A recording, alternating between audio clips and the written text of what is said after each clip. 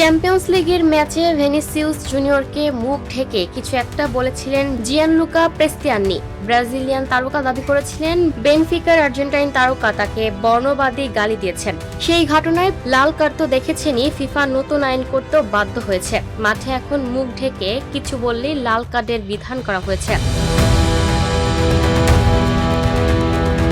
চলতি বিশ্বকাপে সে আইনে প্রথম শাস্তি পেলেন প্যারাগুয়ের মিডফিল্ডার মিগুয়েল আলমিরন। মুখ ঢেকে মের্তো বুলদুর সঙ্গে কথা বলায় লাল কার্ড দেখেছেন। ফিফার নতুন নিয়ম অনুযায়ী এটাই ফুটবল ইতিহাসে প্রথমবারের মতো এই ধরনের শাস্তির প্রয়োগ। শনিবার 20 জুন 2026 বিশ্বকাপের গ্রুপ ডি এর দ্বিতীয় ম্যাচে প্যারাগুয়ে বনাম তুরস্কের ম্যাচে ঘটে এই ঘটনা। প্রথমার্ধের শেষ দিকে উত্তেজনা চরমে ওঠে। সেই সময় আলমিরন মুখ ঢেকে তুর্কি ডিফেন্ডার মুলদুরের সঙ্গে কথা বলেন। মুলদুর সঙ্গে সঙ্গে রেফারিকে বিষয়টি জানান। পরে ভিআর এর পরামর্শে ঘটনাটি পর্যালোচনা করে রেফারি আলমিরনকে সরাসরি লাল কার্ড দেখান।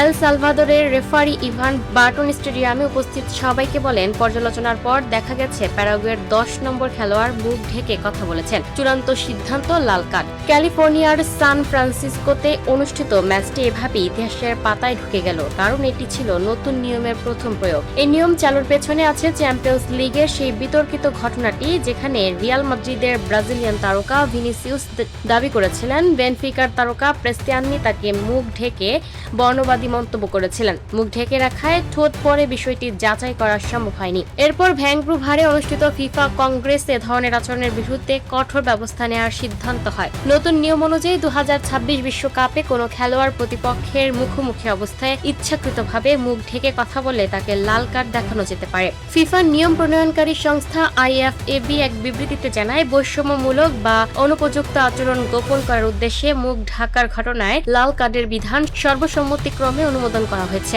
আলমিরন এই বিশ্বকাপের নতুন নিয়মের কারণে আগেও আলোচনা এসেছিল। যুক্তরাষ্ট্রের বিপক্ষে প্রথম ম্যাচে টিম রিমকে প্রথমে ফাউলের জন্য হলুদ কার্ড দেখানো হয়েছিল, কিন্তু ভিএআর হস্তক্ষেপ করে জানায় ভুল খেলোয়াড়কে শাস্তি দেওয়া হয়েছে। রিপ্লে দেখে রেফারি সিদ্ধান্ত বদলান এবং রিমের হলুদ কার্ড বাতিল করে আলমিরনকে অভিনয়ের দায়ে হলুদ কার্ড দেখান।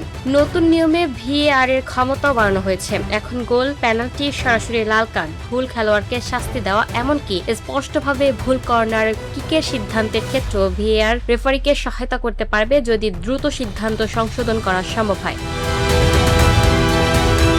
Lucky Akter, up to date news, Dhaka.